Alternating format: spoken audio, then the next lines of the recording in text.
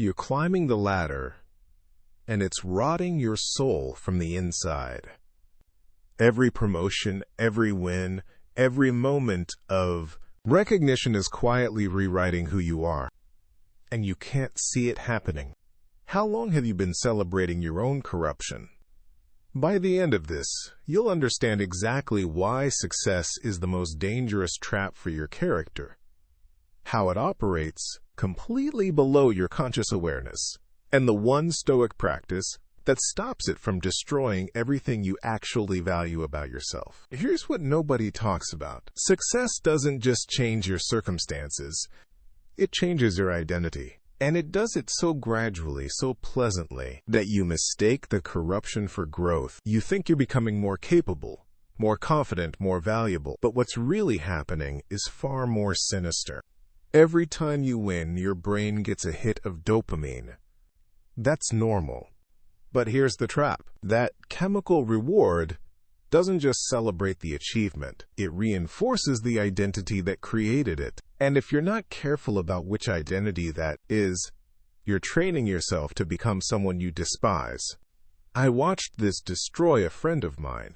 Brilliant guy, started a tech company with genuine intentions to help people. 5 years later, after 3 successful funding rounds and industry recognition, he became everything he once criticized, obsessed with metrics that meant nothing, making decisions based on what looked good rather than what was right. He didn't notice the shift because each step felt like progress.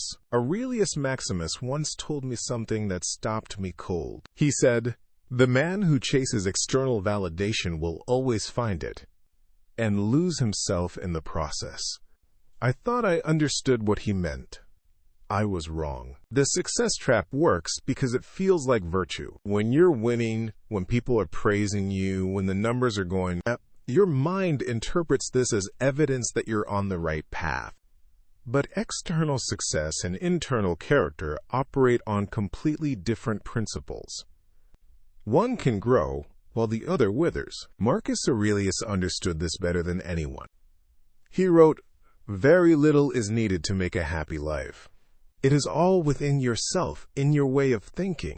Notice what he's not saying. He's not saying success doesn't matter. He's saying that when you tie your identity to external outcomes, you've already lost the only game worth winning. The trap has 3 stages, and they're invisible while they're happening. Stage 1 is substitution. You start measuring your worth by your results instead of your principles.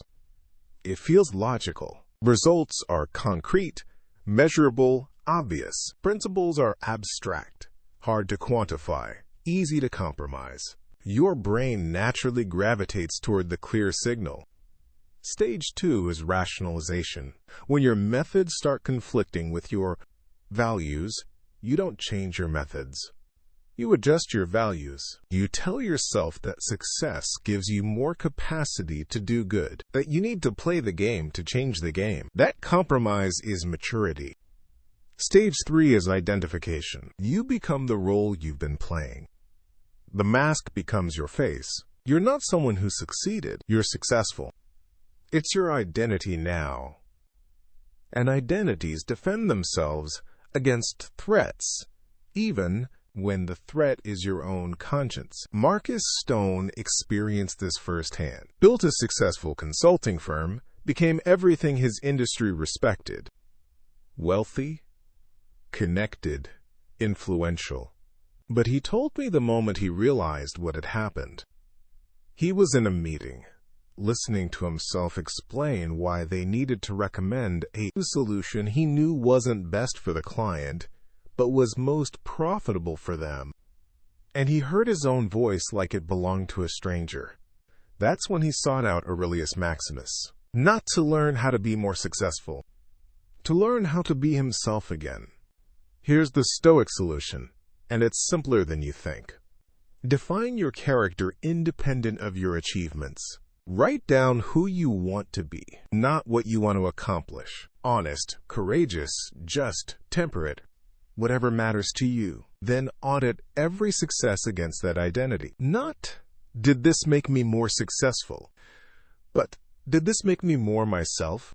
Every promotion, every deal, every win. Pause and ask, what identity did this reinforce? The person I want to be, or the person the world wants me to be? Because here's what I learned from watching people lose themselves to success. The world doesn't care about your character.